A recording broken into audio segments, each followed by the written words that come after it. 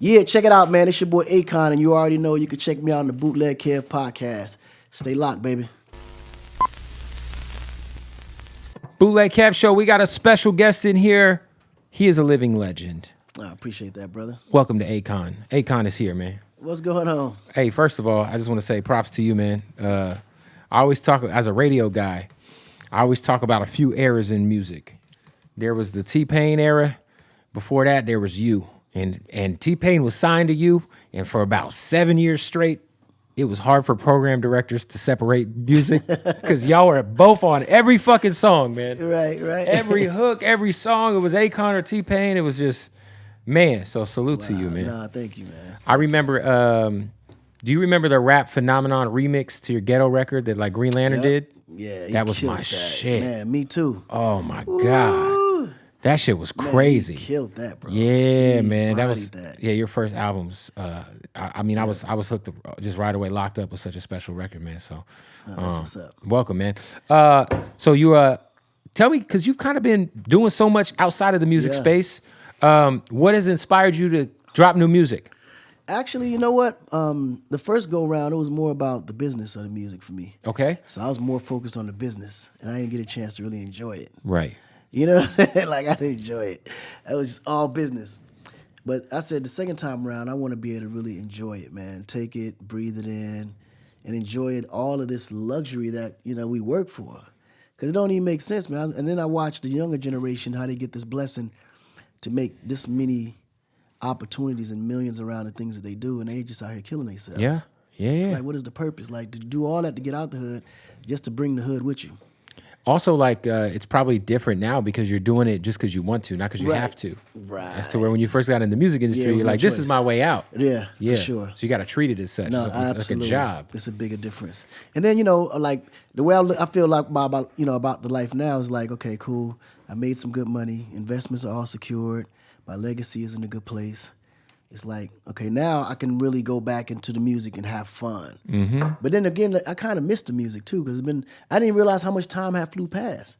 When's the last time you dropped a single? 2008 was the last time I dropped the record. Was that Smack That? No, the last one was Beautiful. Okay, I remember that record. Yep, that was the last one. It's been a long time. It's been a minute. That's 14 years. Yeah. I mean, you've hopped on people's stuff, here and there. Yeah, some collabs here and there, but that's wild. that is crazy, bro. That is pretty crazy. 14 years, man. I got a 17-year-old. You see what I'm talking about? Yeah. That shit is wild. That is crazy. Obviously, you're very smart. I think we're gonna get to like just your accolades as just not only just the artist, but I think you're one of the, when we talk about CEOs, eyes for talent, you're one of them ones. How would you say, since 2008, what have been the biggest things about the music industry that has, I know obviously TikTok, streaming, all that, but just in terms of like, from when you first got into the game to now, is there anything that you dislike about the current music forecast? Anything that I dislike about the music forecast, honestly, the only thing that I can probably say that I would put a negative stamp on is the originality. Yeah. I just think there's not enough variety in hip hop. Like, everything sounds the same. This is true. That's the only thing that I dislike about it. But I love the hustle. I love the opportunity that hip hop is bringing to everybody else.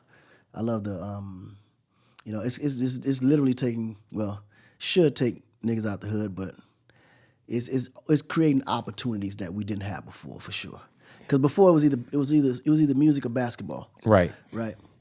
Okay, now basketball's still regulated, so you can't just jump into that. Yeah, you got to be like an alien level athlete. Right, you got to earn your right in. Whereas music, anybody can do it. 100%. It don't even matter. Like, you can just, anybody can just go in the room now and just get on, GarageBand and make a record. And go straight to SoundCloud. And go straight up to SoundCloud. Because when you got signed, did you get signed off of a demo tape, which was kind of like back in the day? I got actually signed out of creating demos. Wow. Which is interesting because I started off as a producer-songwriter first. And I would write songs for other artists. Right. So at one point, they heard my record and was like, man, this is a dope record. I would love him to write for our artists, but who's the guy singing on the songs? Right. Like, who's that? You know what I mean? And that's how I got pretty much discovered.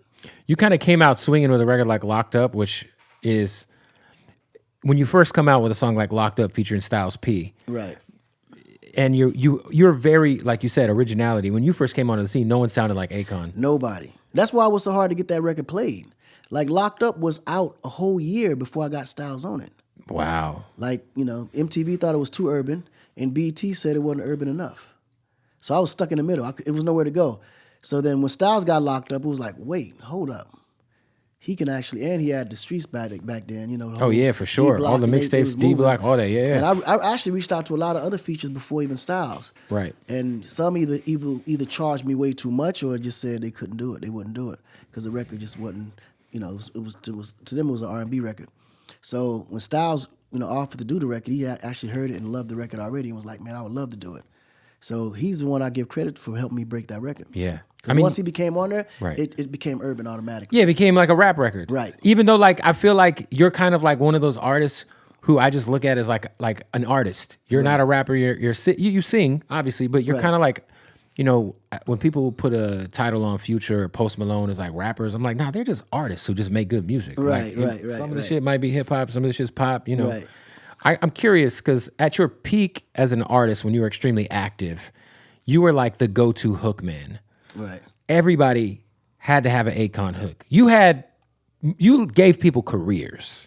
There was people who was getting deals or getting bags just because they had you on a hook. Right. What was the biggest bag you got to do a hook? Well, actually, mine, when it come to hook bags, it was a little different because every song you ever heard me on that had the hook on it was a record I produced.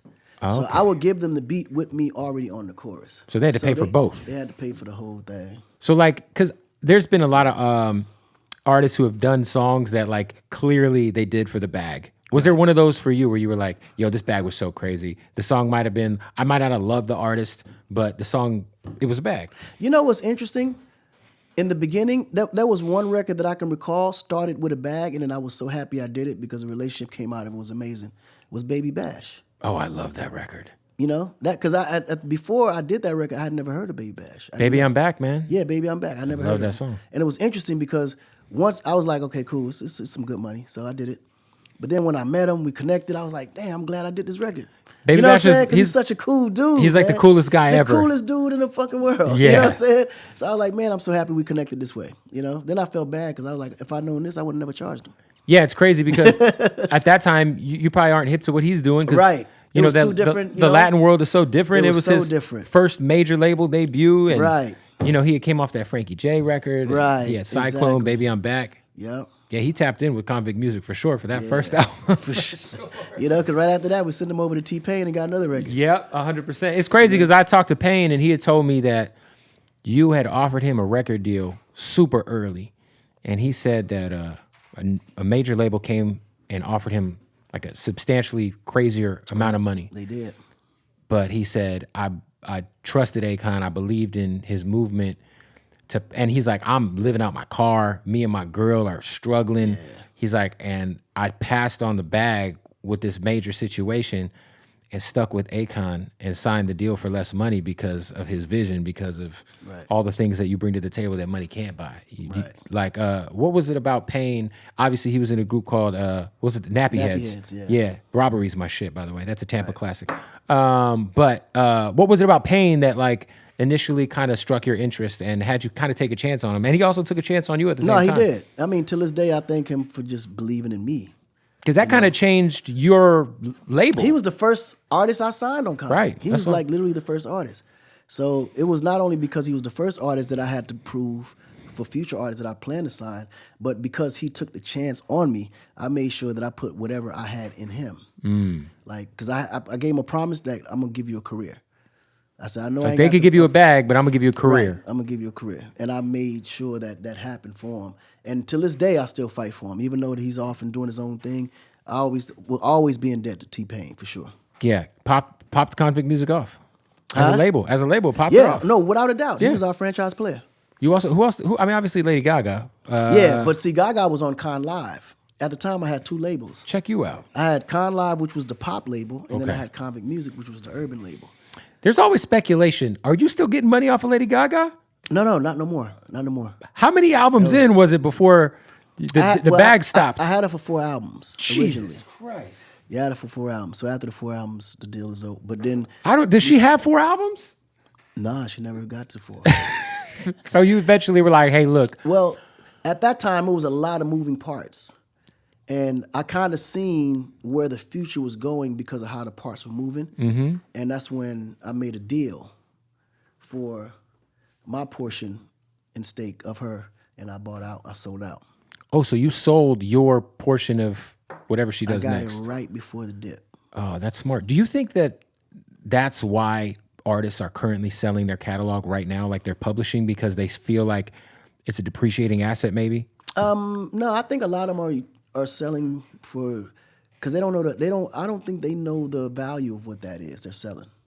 Yeah, because I saw like Future sell like a ridiculous amount of titles for like 75 million. A lot of people were like, yo, he probably should have got more. Well, actually, yeah, that many, like Future, I think he could have got definitely more for the amount of titles he sold out. Yeah. But sometimes they look at it differently. Like when you're coming from the street, you're looking at how you can flip the 75 million. Right. So maybe he has some other shit that lined Believe up. me, Yeah. Future ain't stupid. Like Yeah, he's of a very course. smart guy, and I'm sure he's like, okay, cool. I can go ahead and pull this away because people don't really even know that interest just on that 75 million, he can live forever, not have to work ever again. Yeah. If you manage your money properly, park that money in certain ventures, you'll never that money pays for your lifestyle forever, literally. So now everything you make on this side is bonus strip club money. That's beautiful. You know, What was it a comparable bag for your Lady Gaga buyout? it was enough for me to retire. Put it that way. I hadn't made a record since till now. That's crazy. Yeah. So would you say that, like, obviously being a part of Lady Gaga's career, being able to capitalize off that, you took a chance on her early? 100%. Just Dance, Poker Face, all that shit is. It was worth it. It was worth every penny. She's another one that I treat like T-Pain. I'm gonna always and forever be there for. How was your current relationship with her? Oh, same. ASAP. Yeah. What was it about her? Because I feel like when she first came into the game, I don't think we really understood how talented she was because she wasn't necessarily diving into the type of records that fully show us her potential. Yeah, her range, right? Right. So what was it about what you saw in her early on that, like, you were like, oh yeah, nah. Yeah, well, the thing is, I had already recognized all of that. And I was like, man, if she get the chance to be able to express herself as a real artist and not be pushed left or right for a label telling her what she can and cannot do, she's going to be out of here. Wow. Because she's the kind of person that creates, like, movements. And I saw that as we was promoting her and how she was creating that monster movement in itself. I was like, ooh, this is big. All we got to do now is just let her do her. Yeah. I think that's what happened with the second album, right? Yeah. First album was like, kind of like. Yeah, the first album was pushed more between me and Red One, giving her the sound that we felt can break her through. And it worked? And it worked. And then the second album was really more her taking over, saying, okay, thank you guys for the, training wheels. Now I'm going to go this way. Because, like, was Bad Romance on the second album? I was on the first. Oh, it was on the first? Yeah. Oh, well, shit. That's one of my favorite songs. Yeah. Shout out to Lady Gaga. Yeah, she's a legend, man. That's dope, man. She's a legend without a doubt. Yeah, it's pretty crazy if you think of, like, Lady Gaga, T-Pain, everyone's career you've been involved in. It's been, who else was on your shit? Was Kobe O'Donis on your label? Yep, Kobe was there. He was actually supposed to have been, well, he was the first Justin Bieber, put it that way. No, I remember doing, so big when I was an intern, I did a high school mix tour with him. Right, it was so crazy, man. We did But Six Flags his dad was there, and I just remember his dad being a fucking weirdo. I remember being like, yo, that Kobe kid's cool as fuck, but his pop's kind of strange. Right. Unfortunately, his father was the reason for his downfall. And I hate to say it out loud, but unfortunately, that was the only thing. His father was very overzealous and kind of lived his dream through Kobe. Yeah, because he has some dope records. Yeah, so I think he's still writing records or Kobe something. Kobe was, man, that's the only project. Knowing what I know today, I would have moved differently. I know, and at the time, I would have definitely went back and forth with the pops, but because it was father and son, you don't really want to get in the middle of blood when it comes to money. Yeah, she could get weird. I would have definitely intervened had I known it would have ended up the way it did. I get that. There's certain artists, correct me if I'm wrong, but you and Jay never did anything together. Nah, me and Jay never worked together. Was there ever? Which is crazy. It is crazy. It's not like, even me, I'm like, how I've worked with every artist in the globe except Jay-Z. Till this day, I don't know why. It never got close to happening? It never was even inquired. Wow. Because the thing is, I think it was the timing in each other's careers. Because at the time when I was at peak musically and moving some way, he was moving to the in executive side. Executively. Right, Def Jam. And I think it was that timing. At the moment when I'm going this way, he's going this way. Yeah, he'd rather have you do a record for one of his artists. Right. Or something. I think, yeah. Yeah. Because at that time, I was producing records for Def Jam and all that. I even got to the point where my brother was in Def Jam at the same time. So it was Wow. like, I think it was, but till this day, I never understood why that never happened. Yeah. I mean, because, you got records with everybody else. Right. Fuck. I never understood that. Yeah. You gave Eminem one of his best club records he's ever. I feel like Smack That's a song that like still gets played No, it is. at like fucking 11 p.m. at whatever club you go Yeah, to. it is. But see, and it was interesting because every record I ever put out, I actually produced, except Smack That. Really? Who did that? Eminem produced that Yeah. record. I miss Eminem when he was. Isn't that crazy? Yeah. I miss the Eminem producer era when he was producing a lot of his own shit. Yeah. I know his Eminem beats weren't the produced that. craziest, but his beats were like very distinct. It You was heard distinct, it right. and you knew his sound. It knew it, right. Right? And I'm like, oh, that's dope. M's at least got his own. Because remember, he was doing, he produced Renegade. Right. He produced The Cross for Nas on Godson. Yeah. He produced a lot of dope shit. But I don't know. I don't know if he got away from it or maybe I'm tripping or he just stopped sounding like that. But I feel like Right. the last album had a lot of his own shit that I was like, oh, that's what I was missing from M, Yeah, man. he always had them. It's always them small little sounds that ding ding. It was some minute that you just. It was. just I think it was like it felt like yeah. Eminem, right? I was like, oh, this Eminem beat. I could Right. tell. Yeah, 100%. M had some heat rocks that day. What up, y'all? We got to stop the interview to tell you about our new sponsors, our family at Hardin, Las Vegas. You see what it is. You see what it is. Welcome to the family, Hardin, man. We're so excited. I've been going to Hardin for so many years. For people who don't know, Hardin is that premium cannabis dispensary, the #1 award-winning dispensary in Las Vegas. I'm talking the biggest and best selection of cannabis product, and of course in Vegas, but I'm talking about worldwide. They're them motherfuckers, all right? So what you got to do is pull up when you're in Vegas to Hardin, go to Hardin_Las Vegas, shoot them that follow on Instagram, go see them, tell them I sent you. When you go to checkout, be like, yo, Bootleg Kev sent me. I saw y'all talking about it on the Bootleg Kev podcast. Look, when you're in Vegas, they'll also deliver right to your room, whatever you need, all right? Make sure you follow the crew, Hardin_Las Vegas. Go to HardinLasVegas.com. That's JARDIN, LasVegas.com. And don't forget, when you go to Vegas, you go to Hardin, tell them I sent you, and they're gonna, they might throw a little extra, little eighth in the bag or something. Give them a little discount, the bootleg discount. You know what I'm saying? Get them Packwoods too. They gave me a Packwood the other day that, geez, I'm still recovering from that shit. Blew my whole fucking face off in the best way. Hardin, Las Vegas. All right, shout out to them. Let's get back to the interview. Okay, talk to me about your crypto project, Right, Akon. Akon. Now, just help me understand because I think a lot of people are down on crypto in general. Right. NFTs have taken a shit. Right. The whole market fell. Well, the whole entire space is like, it felt a little predatory. Right. Right? So I feel like you've gotten some negative feedback for your project. Right. Explain your project and why it is, obviously, is it still going on? Is No, it that's the thing. Akon is an African coin. Okay. So most of the things that's happening in the U.S., it doesn't really affect us because we have our own currency. And mine was turning mobile minutes into currency. Because out there, you have That's to buy the your minutes difference. still, right? Yes. Yeah. So it's a whole nother concept, like our exchange rate for minutes don't even exist in America. Like, because you can't turn your mobile minutes into actual spending money here. Yeah, because bandwidth in Africa is like less. It's so much less, but a lot of people don't know that cell phones have been operating in Africa since '96. Which way is- before he was even operating here in America on that Okay. level. Like they so advanced when it comes to mobile and the kind of technology they have for mobile carriers is just on a different level. So your coin, if somebody has a phone plan in Africa and maybe they don't use 100 minutes for the month, Exactly. They can minutes convert be those turned minutes. over for groceries. Exactly. wow, that's dope. Yeah. So it's totally different. But now we're converting the wallet to where you can be able to use it in the States, and I'll be launching that before the end of the year. Oh, that's dope. And what about just the city that everyone says you're building Wakanda? Yeah, it was Akon. Akon. No, I'm just joking. It's Akon City. But I play on that because the movie kind of, actually, believe it or not, the movie did a lot for Akon City because people never knew that Africa could even be or could look like that. Not realizing that we were already in process of building a smart city already before the movie was. So even before the movie conceived. came out, you were already in the works This of was a doing that. concept since 2010. Wow. Yeah, but we literally just starting the construction. That's beautiful, man. Yeah. That's a serious thing to it's- to yeah. build a city?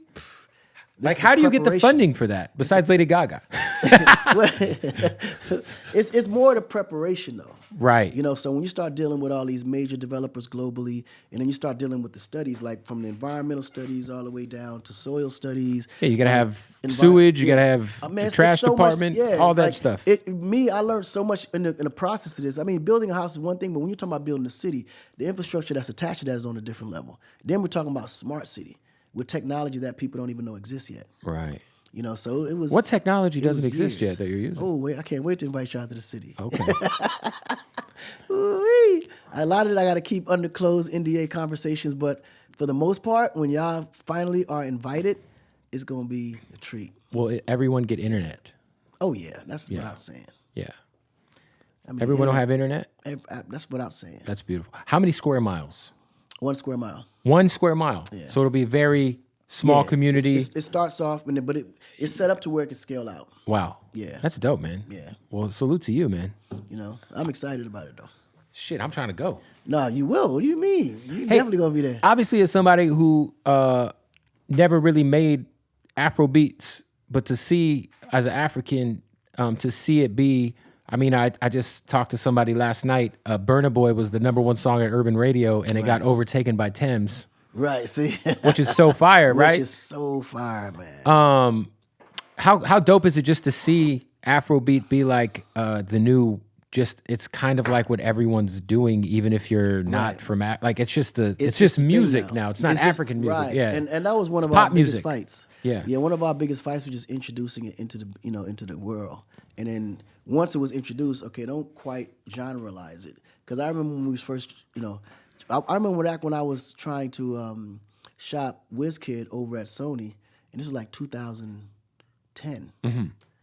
Yeah, people don't know WizKid's like an OG, Everybody thought it was. I mean, they thought it was reggae music. right? But at that time, it wasn't no information, so you never really knew. But ultimately, it was always a fight. But then when it worked in the UK, it opened up the door. And then when YouTube became super popular, that's what did it. Social media and YouTube is what opened the doors for Afrobeat to actually shine. Yeah, because YouTube is the biggest platform people consume music on in Africa, right? It's there, and I think it's Audio Mac is there too, because it doesn't take a lot of bandwidth. Yeah, Audiomack is there as It's well. huge in Africa. Yeah. Yeah. So you were fucking with WizKid in 2010. Yeah. Was he signed to you, or were you just I signed helping him I out? signed him in 2008. So you signed WizKid in 08. Yeah. That's crazy. Yeah, back in 08. To Con Live or to Convict? No, that's Convict Africa. Wow. So how? Well, just explain So it, it's because three now different levels. he's a global Oh, superstar. he's super gone. So you sign him. Obviously, he was probably buzzing where he's from. Like, how did you guys initially meet? Yep. And what ended up happening? Well, so what happened was when I went to Africa after the World Cup, we were looking for ways that we can take the local music and branch it off. Right. So at that time, the local music was so traditional musically that it wouldn't break outside of Nigeria, Ghana, anywhere. Right. Right. So we started adding like commercialized music and like instruments around it. Like we commercialized a lot of it. So it went from Afrobeat to Afro pop. Wow. Basically. Yeah. You follow? So once we did that, then we signed WizKid first. Then after that was another group called P Square. Okay. P Square was two twins that came out of Nigeria. They ended up becoming the poster childs of Afrobeat at that time as a group. They were the biggest streaming, selling, all of that. But that was all of us pushing that point forward. Wow. As that went more popular, WizKid as a solo artist just became bigger and bigger because he had the whole fella vibe, like the younger generation swag. Wow. So as that started moving, everything else started branching as we went. As we were signing acts and pushing them over, then it was like, okay, now that this is huge in Africa, let's start chopping it and shopping it in America. Right. And that's when all the other records started coming about, but we just couldn't get the U.S. labels to catch. They didn't get it yet. They You were ahead of your time. Yeah, they didn't get it. They didn't get It really kind of took the UK hopping on board. And then I really feel it. like They played a huge role. when Drake did One Dance, because Drake was so heavily influenced by what was going on in the UK and Afrobeats, but I feel like One Dance made like America okay with the sound. They're like, oh, Drake did. You know what I mean? I feel like labels look at shit in a shallow way like that. Yeah, the labels probably looked at the success of the One Dance with Drake.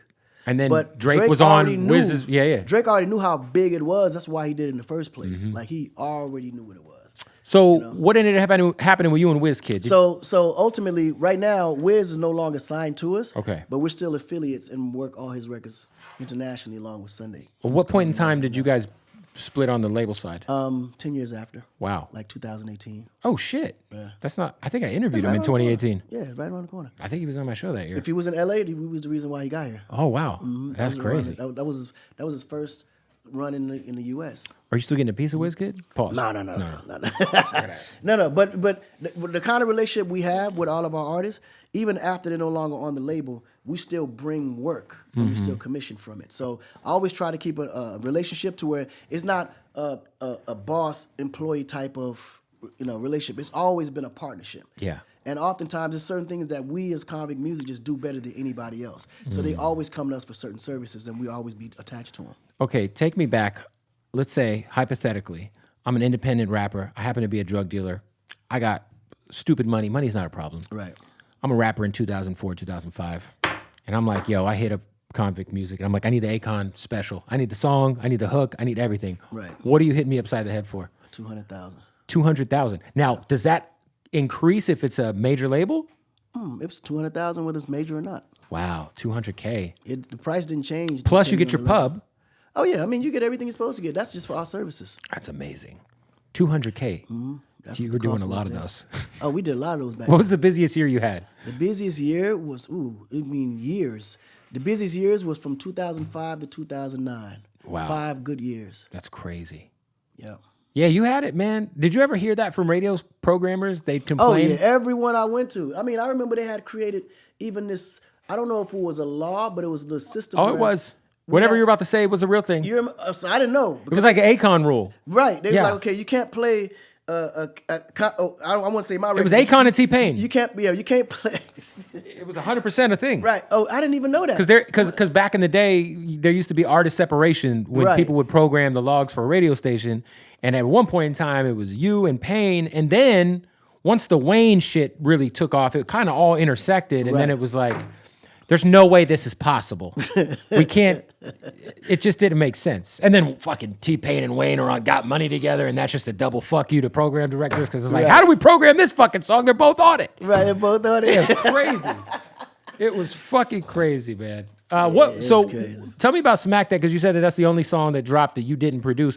Did Eminem send you that beat? No. Actually, when I went to visit M in Detroit, he was like, "So what you want to do?" I said, "M, I want to do whatever you want to do. I want to come into your world, like, Yeah. Because if I bring you into my world, it won't be no different from what's out there now." Right. He was like, "All right, well, I got some beats." I said, "Nigga, you produce?" He said, "Yeah." I said, "Well, play me some tracks." He gave me a folder with like 30 tracks on there, and out of the 30, I picked 5, and out of the 5, I recorded all 5. But the one that stood out, Smack That. Smack That. Yeah. I was like, "Bro, this is it." I was gonna say, are you still actively doing the production thing? Oh yeah, Yeah. that never changed. Like a lot of the records that you're hearing out now, we got something to do with. You and Eminem hear Smack That, it gets laid down. Are you there when he records his verses? Well, actually, once he heard my concept to it, then he was like, "Yo, I'm jumping on this one." Yeah. And I said, "You know what? If he jumps on this one, this is the single." Oh, it was a single. And sure Because that enough- was your record, right? That wasn't his record. Yeah. it was my record. Yeah. Do you guys have more than one record or just one? That's the only one we had together. Yeah. Besides the other 5 that didn't come Yeah, out? but I still have them. Oh, wow. I literally still have those records today. Is there any songs that never dropped that you have on a hard drive that you were like, man, if this would ever came together the Man, right way? Those are all the records that's gonna drop in the future. Like that I'm promoting now. These are all records that was recorded that I knew for a fact was smash hits, but I didn't want. It was reasons why I didn't drop them at that time, and the timing also made a difference too. Also, like, you make timeless records, so it doesn't matter. It don't even matter. Because if you turn on the radio right now, you might hear "I Want to Love You," or you might hear, I mean, shit, "Baby, Right. I'm Back." Where it depends on what part of the country. You're Right. definitely gonna hear "Soul Survivor." No, for sure. For Yeah. sure. Yeah. I feel like Soul Survivor did so much for Jeezy because obviously he had "And Then What," which I think was the first single off TM 101. Yep. But it was like, it was a dope club record, dope street record. But to me, Soul Survivor just changed the whole narrative because there was this guy who everyone knew was the street rapper. He was in Boys in the Hood. Right. And he had an undeniable hit record. Like, Soul Survivor is probably one of my favorite hooks you've ever done. Like, that I record is appreciate special, that. man. No, it is special. And you made the beat. Yep. That beat's crazy. Nah, it was. That's one of your best beats too. Deniably. That shit's hard. Yeah, it's one of the ones. Yo, it's Bootleg Kev here to tell you about our partners at MyBookie. Damn it, football season. We're in the thick of it right now. I hit big last week too, man. I want to give a shout out to my guy who gave me the pick. Shout out my guy, Sportsbook Killer. But listen, what you got to do is go to MyBookie right now. Get in on this NFL action. You know, NBA's coming up too. You could bet on anything you want. They got the player props. You could do the parlay builder. You could bet on your favorite team to win the Super Bowl. Get them odds up, whatever it is. The most important thing, get that first-time deposit bonus. That means when you sign up for your account, use the promo code BOOTLEG, BOOTLEG, and you will get a deposit match. So if you put in $200, they're going to give you $200 on top of that to gamble with for free. If you put in $1,000, they're going to match that deposit with a free $1,000 for you to gamble with right now. So what the fuck are you waiting for? Let's get this money. Let's watch some fucking football, and let's get paid with MyBookie. Help me out. So as you can see, I shave my head in the same way you've shaved your head all these years. Right. What's up with the hair? What are we doing here? How can I get the Akon? Where do I gotta go to? You gotta grow it out just a little bit more. Because I got this fucking Eminem hairline. My dad's bald as fuck. So I don't go to the barber. I just go to my bathroom and I just shave my head twice a week. I haven't shaved in about a week and a half, but you obviously have hair. Right. Yeah. So. Oh no, I went to Turkey. I went to Turkey and got a procedure. Was it painful? Because don't forget, in the beginning, my whole front was loose. It was real thin. Was it painful? Nah, no. The painful part is the beginning when they got to numb you up. That numbing ain't no joke. But they stick a needle like this big, just nonstop. Like. Did they do the graft thing where they take a piece? The graft. So that's what they did. Yeah, they took the graft. Because your shit looks good. It looks it looks amazing. Bro. Yeah, I love it. Like Tory Lane should have went to your guy. I told the nigga. I said, Tory, you should have came to my man. Like, nigga, yeah, bro, you gotta, And Turkey's known for that. No, Turkey is known for two things. That's hair and teeth. They're really good on both. And also being terrible towards Armenia. Shout out to my Armenian family. Love my Armenian brothers and sisters out there. But yeah, they are known. People go out there, get their teeth done, or they get their hair done. Yep. But hair they specialize in hair. People are getting beards now. Yeah, I mean beards, the whole nine. Floyd got the, because I can't grow hair on my face. Me either. Like I can't. I grow facial hair like a 12-year-old. Right. It's terrible. It's bad, dude. My son, legitimately, my son's 17. He's half Mexican, so he's hairy. Right. That motherfucker has way more facial hair than me. That's it's embarrassing. crazy. In my own house. That is crazy. In my own house. I was a hairier male in my own house. That's too funny. Now I got to go to Turkey to get my shit right. I got to get your guy's number. You get the faces right, though. I'll connect you for sure. Was it expensive? Nah, that's the thing. It's so affordable. It's ridiculous. Yeah. What I was about to say. For what I did, it would have cost me $50,000 here in America. I paid $7,500. That's it. That's it. Are you worried about paying $7,500 for something so serious when you have the money to do the 50? No, because here they overcharging anything related to healthcare or any kind of medical procedure. America, they tag on 10 times. Because I think some people might be like, well, Akon, you're rich. Why not just? I'm not, man. I work hard for this money. I don't care. Yeah, that's fair. You do work because hard. think about it. Even the teeth procedures over there. Here, the same job that people are paying $40,000, $50,000 for, they charging you $500, $7,500. I go to Tijuana and go to the dentist because I work for myself, so I don't have insurance. So I just go to TJ, get some Mexican food, get my teeth worked on. You got veneers? Mm-hmm. The fronts, those all veneers. That was that painful? Nah, that was simple. You just woke up from the numbing and you were like, shit, look at me. Yep, easy. So there's obviously the single's out, but are you you're obviously preparing a new album as well? Yeah, the album is, I can't wait. I can't wait. Any features you can That's the thing, because I've been having so many features on my albums. This album is less features. Right. But the ones that's on there makes all the sense in the world. I'm wondering. All the sense in the world. You have the type of records that were so played out. Right. Which song of yours do you hate the most? Because it was just so played out. The thing is, I don't hate any of my records. How about not hate, but just the song that you're the most tired of? The one song that I've heard so much to the point where I can do without hearing it today. Yeah. It will probably be Smack That. I feel you. It'll probably be like everywhere I go, I hear it. And then when I walk into any establishment, that's the They're first song playing they it. play. Yeah, they're like, oh shit, He's here, play it. cue up the Smack That. Cue it up. Cue up the Smack That, because it's a club record. And I'm sure M probably tired of hearing it too, because I'm sure he get it the same. I really legitimately think that might be Eminem's only club song. That like he had that one in the Nate Dogg record. What was the Nate Dogg record he had? That was like the Nate Dogg fucking was it shake that ass for me? That was it. Yeah, because all his other records were more storytelling. Yeah, no one's playing Just Lose It in the club.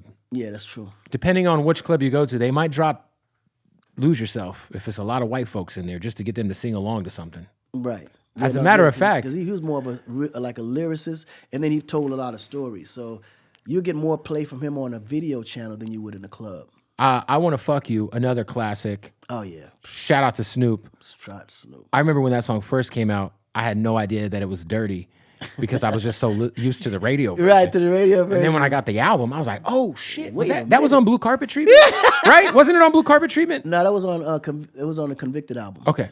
But what I did, I cleared it so he can have it on his album. But because it was we both shared it. Yeah, no, we that both was shared one it. of those ones, man. Yeah, it was one of them ones. And you did the beat. Yeah. Fuck. That's crazy. You're a genius, man. Thank you, man. I appreciate that, brother. Speaking of geniuses, your brother has been in the past a part of Kanye's team. Right.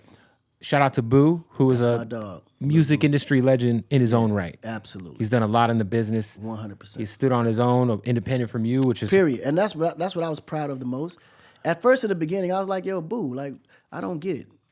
I've already paved the way for you. Why would you want to start over and do it all from day one? right. You know, his whole thing was, well, I ain't want people just, when they see me, they already see Akon's little brother. Yeah, because you guys I need are them to also respect me obviously for doing brothers what- physically. Right, Yeah. physically brothers. So then I said, okay, you right. You got that. What are your thoughts on this Kanye last couple of weeks with just there's so much to unwrap? I mean, the last couple of weeks is not something that surprised me, obviously. I mean, that's Ye. But I think sometimes you have to also realize that everybody's not like him or think like him. Right. So you can't force your opinions on other people. There's a lot of history that goes with black and whites in America. And it's so much more that he needs to desensitize himself from and realize that there's certain things that may not have affected you, but it's affected other people because real lives were lost in the process of these actions. Right. So you can't just say white lives matter in the case like that specifically. Of course, everyone knows that all lives matter, but there's a specific history in America that just needs to be recognized and acknowledged because of the history of black people in this country. That's all it is. Yeah, I think that it's to the point where it's like we all recognize that Black Lives Matter is a true statement. Right. We also can recognize that the organization might not have did the best business. Right. But we also have to recognize that the term White Lives Matter Right, is a term that racist people use. Right. Like the roots, Right. but to be said, it's also a true term if you say it out loud. Factually, yes, everyone's lives matter. Absolutely. But at the same time, Black Lives Matter became a slogan because it was of the obvious that actions. Black lives did not matter as much as At the everyone time. else's. Right. Absolutely. And historically in America, if we're being honest. Right. I mean, listen, historically everywhere, man. No, for sure. You know what I mean? The colonization of parts of Man. your Even- home even in country. Africa still Yeah, I was gonna happening. say in your home country. Yeah, I heard in Africa it's still bad in some places. Well, Africa's kind of changing. I don't know if that's for the good, but in certain parts in Africa, white people are in the projects. Wow. And the black people are in the mansions. And it's stayed that way. I mean, listen, man. So it depends on what side you want to live What part on. of Africa is that? That's in South Africa. Okay, yeah. So shout out to South Yeah, Africa. South Africa, the white people now are screaming for equality. Hmm. Which is crazy, right? Pretty crazy. It's like you guys colonized. It's You guys crazy. colonized Like, South you gotta Africa. Go back home right now. Yeah, yeah. The UK's calling you. Yeah, the UK is like, hold up now, but there's nothing they could do because they never left the UK. They literally Hmm. claimed it from the UK and started selling off land that they never even owned. But Right. because they had the weapons, obviously they outpowered people. But as the uprisings and everything came, the revolt happened and people start fighting back. Yeah. Hey, what up, y'all? It's Bootleg Kev here to stop the interview. Sorry, but we got to pay the fucking bills. And you know, not only do we have to pay the bills, but we also got to take care of them cocks out there. That's right. Make sure you go to BlueChew.com right now. You know, the Bootleg Kev podcast, we are presented by Blue Chew proudly. I happen to every once in a while dabble in a little chewski, you know what I'm saying? And let me tell you something, my dick thanks me for it every single time. So listen, if you go to Blue Chew, use the promo code BOOTLEG, you're going to get your first month supply for free. Now, we're talking the same active ingredient as Viagra, as Cialis, without the awkward doctor's appointment visit. You just go online, they get you taken care of, it gets delivered right to your fucking door in discreet packaging. It's a beautiful thing. And how about this? Brand new product alert on Blue Chew, all right? And I'm going to fuck this up for sure, so I'm going to try to read it. Now, Blue Chew has a mint-flavored chewable with vardenafil, which is the same active ingredient in Levitra and Staxin. So shout out to Levitra. Same active ingredient in the mint-flavored chewables. So what are we doing? Go get you a little mint boy, go get you a little Blue Chew, whatever the fuck you need. Just know, whatever young lady or man or etc. that you're dealing with, they're going to fucking thank you for it because your dick's going to be harder than it's ever been in your whole fucking life, man. It's going to be great. And like, if you're a single guy, take a Blue Chew, jack off. Be a better jerk, I'll tell you that. All right? BlueChew.com. Go right now. And, I know we have a lot of male listeners who like underground rap, so chances are you're not getting a lot of pussy. But I promise you one thing. You take that Blue Chew, you're going to beat your dick like it stole something all night long. BlueChew.com. Use that promo code BOOTLEG right now, and they will give you the first month for free. So go do that shit. I think a lot of things with the Kanye thing people are like a little shook up about is, I don't know if you saw Maverick Carter just said that he came and recorded an episode of LeBron's show, The Shop, which is an HBO show. Right. And they decided not to release it because he was, I guess, saying some wild shit. Right. Some anti-Semitic shit. You know what I'm saying? But you probably have a better insight to Ye than most people, considering how close in proximity your brother worked for him. For people who don't know, your brother managed him for some time, right? Yeah, he managed him for some time. He's not currently managing him now, but he does do some. I don't know if anybody could manage Kanye. Well, Kanye is unmanageable because he pretty much managed himself. Right. All you can do is put barricades to help him protect him. Yeah. That's the only way. That's the only job of a manager around Ye, is to protect him from himself. I was going to say, would you, because I think some people, they don't know him like everyone else does. Would you say he's like genuinely a good dude? No, genuinely, he's a really good dude. Good heart, great intentions. I just think that he's in a position where he believes that his opinion matters in the world.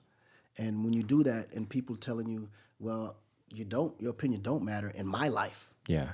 And you're forcing your opinion to matter in their life, but not getting all the details of why his opinion don't matter in your life, it can create an issue when you're too confident. You know? Yeah, and if you're like so sure that you're right and everyone else is wrong, exactly. It's like that eliminates any nuance or discussion to be had about any particular issue because you're saying it's my way because I'm Kanye and I'm a fucking genius. Right. And because, without taking anything from Ye, he's been through a whole spiritual journey. yeah, So he's seen things that the average man didn't see. Like, I honestly believe that he went through spiritually a journey that average people don't go. yeah, He really did. But the thing is, when you believe that people understand you the way you understand you, that's a that's flaw. where it becomes an issue. Yeah. Because not everybody understand his position.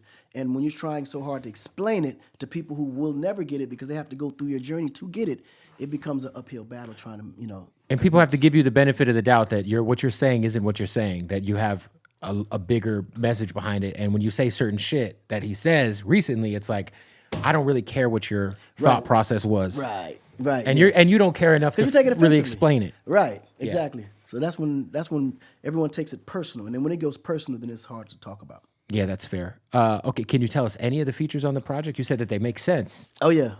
I'm going to kind of, as they drop. Okay. Yeah. I think that approach to me, because I want to leave a little bit of sense of mystery. Because nowadays, social media don't allow you to leave no mystery. You know everything before it even happened. You know the video before it even shot, because at the video shoot, everybody's shooting. They didn't see the video. Yeah, you see the behind the scenes. Right. You see the, So I know how everything will be broadcasted. So I said the only thing I can control that I can at least give some people something to look forward to is who's going to be on the album. How many records did you cut with Dre for the Detox shit? Because wasn't one of the only records we got, weren't you on? Yeah, actually, the last two records that he was putting out for the Detox are records that I produced or wrote on. Yeah, I mean, and I don't think we're ever going to hear the quote unquote Detox. But like, I was lucky, I was blessed. Yeah, we heard your shit. Two records that I've been released. One of them was the I'm so bad with titles. It was me and Snoop and Dre. I remember that one. I forget the name of it too. Hold up, wait a minute. Let me put. Yeah, I this. remember It's that. Kush. Yeah, Kush. Yeah, It was Kush, and then the second one was. Kush was hard. What was the other one? That one it was just Dre and Snoop, and I was on the chorus as well on that one. I don't remember the other one. I remember Kush. was two Kush of is the one I was thinking of. Yeah, Yeah, Kush was a monster. that shit was hard. Yeah, Kush was a beast. And it could have to me, Kush was the type of record because he did that one, and then he tried to put out the "I Need a Doctor" record, and I was like, oh, we're getting singles. This should equal an album. Soon. Right, it's gonna come. And it to the just album. never happened. Yeah. Dre is just such a, perfectionist. I think he's too perfect for himself. I think, and it was a lot of fear involved as to not being number one as well too. And I Like think, if he puts the album out and it's not number one. right, I think that had a lot to do. And again, I'm not speaking for him, and I could be completely wrong. Yeah. But from the outside looking in, it felt like he put too much on himself to succeed and be successful. When I thought You psych yourself out. yeah, I believe personally that he don't need it. Like he has nothing to prove to anybody. To me, he's the greatest producer out of the West Coast and influencer when it comes to hip hop and gangster music. Yeah. That no matter what he would have dropped, everybody would have thirsted up. They would have took it in. I think when you have the first two Chronics being as perfect as they were, Right. It's but like- but that's what I'm saying. Like it's like Michael Jackson trying to outdo Thriller, right? Some projects are meant to just embrace a group of people a certain way, and some it may not be statistically number one for what he may see it, but it may be a body of work that may incorporate, or you can say impact a certain types or certain group of people that might change the world. Yeah. So every record may do something totally different. I think change the course of music. or change the course of life. Yeah. Right? So when you look at Bob Marley and his music, for instance, his music changed wars in Africa and in the Caribbean. Later And also, became an icon. I was gonna say later on. But those records weren't number one on the Right. charts. No, but they did meant more to a lot. society, Yeah. Right. And I think Dre has to see it from that standpoint too. His records could have changed the mindset of gangsters, Yeah. especially this generation. Yeah, because this generation's fucked up. This right generation is fucked. Yeah. But Dre was actually kicking a little bit of knowledge in the mix of all of that. Mm-hmm. Like you can actually get some perspective. And I think when he stopped, it kind of changed the course of the direction of where the future gangsters were going. That's fair. Yeah, it's rough right now with just all the violence and Yeah. it's crazy. It's deep. When we think of we talked about you, we talked about Pain. There's been other artists who have had their runs and been called the new Akon a few times. Right. Guys like Ty Dolla $ign. There's been a few guys who are like been the hook guy in hip hop at the time. It feels like every 4 or 5 years we get a new guy who they compare to you or Pain. I love it. Who do you appreciate just as a fan that you've just like that kind of reminds you of maybe the early, and I don't know if anybody could ever. But actually, you actually mentioned him. I love Ty Dolla $ign. Yeah, he's a legend. Man, I love Ty Dolla $ign. And he's a talent, like one of the most talented right, guys man, ever. super. I think he's probably the most underrated artist. agree. Like this dude is so amazing, man. Like he's so dope, and he can switch into any genre. Like you can toss anything in front of him, he'll flip it and kill it. You know what I mean? Yeah. He's definitely one of those. But I think if I had to think, but that was a little coming off of my generation. I think another one that's super underrated is Tory Lanez. Tory's incredible. He's another beast. Yeah. Like on a different level. No, his new album is fire too. You know, like that kid never missed to me. Like he's really, and he had to always go against because he's fighting that Canadian. And then Drake is always obviously the number one artist out there, and he's can't even. He's also had an interesting come up. Like He's he was, amazing. well, Like, people don't that know. dude changed the course. He was under Sean Kingston for a little bit. Right. He kind of was like a behind the scenes guy with the pen, dropping his mixtapes, and like I feel like Tory's always had a chip on his shoulder. Right. And not a lot of people can drop independently and sell and be the number one album of the week like he just did. Yeah. With no major Tory label. I think his talent always supersedes people's expectations. That's fair. I really believe that. I think he definitely did. But I think the best that ever did it of this time and me being alive to see it was Drake. Yeah. I honestly believe that because his Yeah. consistency to me was amazing. Like, Yeah, no, Drake's an alien. Yeah. yeah, he's an alien for sure. He's the biggest rapper ever. He's the biggest. I didn't say he's the greatest, but he's the biggest. No, he's the biggest. His longevity. But honestly, with that's to be debated too, because I think as far as him being the greatest, I'm talking about I just would put the amount of time, because I think peak But even in Snoop, the amount of peak time, 50 but think were about bigger. it. Even in the amount of time, he's still consistent. No, I'm saying he's like, And it's not like we've successfully never looked at consistent. Drake since like '09 and said, yo, are you falling off, Drake? Never. Not once. Like Drake's always got hits. Oh, right. He's period. been exactly successfully No consistent. one's been as consistent and been that motherfucker for as long. I think there's been peaks in rap where people were bigger. Like I think Snoop in '94 when Doggy Style came out. I think 50, Get Rich or Die Trying 50. I don't know, man. That was something No, else. 50 was a beast. That's another beast. Just that G Unit 2 years was. That first 2 years of the G Unit shit. Boy, Whoa. he motivated me heavy. Like I was like, ooh, I got something I can go after now. We got to stop the interview, tell you about our partners at Odd Socks. Well, first of all, let's check out the brand new collab. Look at these, the Bootleg Kev sock. You see my pink ass face in those fucking socks? Nobody wants to buy those. We're going to figure out a way to give them away though. But look, Odd Socks are the most comfortable socks in the world. And the best thing about Odd Socks is they're our family, man. I've been rocking with these guys for about 10 years now, and I will not wear anything else on my feet. Like, I swear to God, I'm about to take my shoe off. I'm about to take, look, what is this? Smells great too. That's an Odd Sock right there. That's an Odd Sock basic. You know what I'm saying? We fuck with Odd Socks. You should too. They got the crazy licenses. We're talking about Nickelodeon. Shout out to Patrick. Motherfucking Cheez-Its. Baywatch. How about macaroni underwear? Look at these boys right here. Let's just crack these motherfuckers open real quick. What do we got in here? Come on, man. Yeah, a little Pop-Tart underwear. You know what I mean? Yeah. These are the Odd Socks basics. All right. So if you go to the website right now, order you some underwear, order you some socks, use the promo code BootlegKev. That's one word altogether, BootlegKev, and you will save 20% off at checkout. Go to oddsocksofficial.com. One more time, that's oddsocksofficial.com. Promo code BootlegKev, and you will save 20% off your order. Of course, we're presented by Odd Socks, and we are proud to say so. All right, let's get back to the interview. Yeah, I just was speaking to a friend of mine who just sold their life story to FX for a TV show. Mm-hmm. You have a pretty amazing life story. Right. Considering where you came from to where you are now, would you ever sell your life story for a movie purpose or Netflix series or anything like that? I'm definitely planning on doing a life story. I don't know if I would sell it. I would partner or with produce you. it yourself? I would I wouldn't produce it myself either, but I would definitely partner with the right producers to do it the right way. Because I feel like we get, certain stories like Snowfall. Do you watch Snowfall? I love Snowfall. It's great. Yeah. A lot of people say it's about Freeway Rick Ross. Right. But Exactly. they can't technically say it because then they'd have to cut that man a big check. Yeah. You know what I'm saying? Exactly. Somebody could fuck around and put out like a generic version of your story. Yeah, but I mean, that's fine. I mean, because even with music, the way, like when I listen to today's music now, I know for a fact that we influenced a lot of what you're hearing today. Right? Yeah. Had we not left, we probably would have still been consistent the same way Drake is now. But I see how the music has changed from a standpoint of now R&B is rap. Because I remember when I first dropped, rap was so serious that people were battling. It was about lyrics. But then we came and started singing what rappers were rapping about. Mm-hmm. And specifically you. Right. Yeah. I always like to say we because I never look at it like I'm the...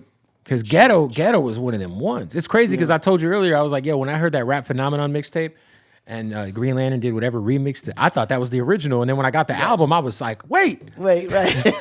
There's a whole other record. There's a whole other record. But yeah, you were bringing I feel like you probably were the first person to do that, to bring the genres together content-wise. Right. And musically. Right. Obviously, Bone Thugs and Harmony was very melodic, but I wouldn't consider them like they were making... I wouldn't consider Bone in the discussion. I would say that like if you look at nowadays, the genres are so forged together. Yeah. Like Future's making R&B sometimes. Right. Like Roddy Ricch is making R&B records sometimes. Like so much of the music is now just like, it's just music. Like it's rooted in hip hop or it's rooted in R&B. But yeah, it's definitely, 1,000%. Yo, I love where it's at. Yeah, I love it too, man. So do we have an idea when the album's dropping? Right now, I'll probably release the date for the album release probably in the next few weeks. Next few weeks? Yeah, because I've been kind of shuffling between, do I want to drop it in December of this year or I want to drop it first of the following year and just take that whole year and ride it out? Yeah. Before you go, can you share just the most interesting Gaga story you had with her? Maybe it was early on. Maybe it was when she, I don't know, wore a meat dress to the day. I don't know. Just give me like a crazy Gaga story you haven't shared yet. I think probably the craziest Gaga story is when we went to San Francisco to push her record for the first time. And I remember we went to this radio station, and the radio DJ kept asking me about what I got going on. And I was like, yo, it's my new artist, Gaga. You know, we pushing it. And they were like, yeah, but what do you got? Like, Yeah, at I the was like, well, I time, said, bro, she's hold a new up. artist. You're Yeah, Akon. I'm like, hold up. I'm here. I ain't going nowhere. But I need the world to understand that this girl right here is going to be the biggest artist in the world, right? And he had this look on his face like, whatever. Wow. But the beautiful part about it was that he said the only way that I can see that happening is if she caters to the, the gay community, basically. Yeah. And so he was like, so, speaking of you, what do you prefer? Guys or girls? He asked her that. Yeah. And right before she can open her mouth, I was like, both. And she was like, nigga, what the fuck is wrong with you? Are you serious? I'm like, yeah, she's very curious. She's colorful. I know she probably wanted to kill me at that moment, but at the same time, I think she knew exactly what I was saying. And then they kind of elaborated on it, and she had the best answer. And she was like, yeah, well, I'm just a free spirit. And the guy was like, see, we can rock with you. What's the plan? And they played her record right after that. And and it's in San Francisco. yes. Yeah. And the moment they played her record, it became number one on phones the same day. Wow. That's And huge. It was like, I mean, she's an icon, period, but also an icon in that community. right. No, but then it was interesting because as her career developed, that became one of her biggest like movements is. Oh yeah, they love that. Yeah, shout out to the they. Anyway, listen, man, I appreciate you pulling up. I appreciate the time. Appreciate you, man. Thank you, bro. Go get the new album whenever it comes out. Yes, it's called Aconic. It'll be coming out very, very soon. Oh, so we got the name. What is it? Aconic. Oh, instead of Iconic. I see what you did there. Aconic. Yeah. I see what you did there, Akon. There it is. We got Acoin. There you go. Wait, what's the name of the city? Akon City. Akon City. You have a real theme going on with these business ventures. hey, Convict, Con Live. Yeah, everything got con in it somehow. Is there But anything new with philanthropy in Africa, like you did the electricity for? no, actually, the African side of the philanthropy aspect is all energy, and then of course we're building entertainment music schools now. So we're taking Wow. the schools that already exist, that's probably beat up or whatever. We refurbish them and make them like put the conditions very comfortable to where the kids can go in there and actually have good education. But then we add musical curriculums in it as well too. Last thing, I promise. You are one of the most iconic Africans of all time. Elon Musk also, South he's African. South African. Have you guys linked up about any of this shit you got going Well, on? interestingly enough, when I was doing the Akon lighting projects, we actually met up with Tesla to do the home kits for those areas in Africa. So we did align with Tesla, but me and Elon together haven't. Have you guys met at all? No, we haven't met. Wow. We haven't met. Yeah. His parents We were know all probably the same people though, but me and him have never met. Yeah. Because he's from South Africa. Yeah, he's so, from South Africa, Yeah, that's crazy. What part are you from again? I'm in West Africa. Yeah. Damn. What is and it's so crazy how Africa's so different depending on what region Right, you're in. depending on what side you on. Yeah, it's wild, man. Well, look, I appreciate you pulling up. No, you Akon too, the man. legend. My man, appreciate you, brother. Boom. Fire.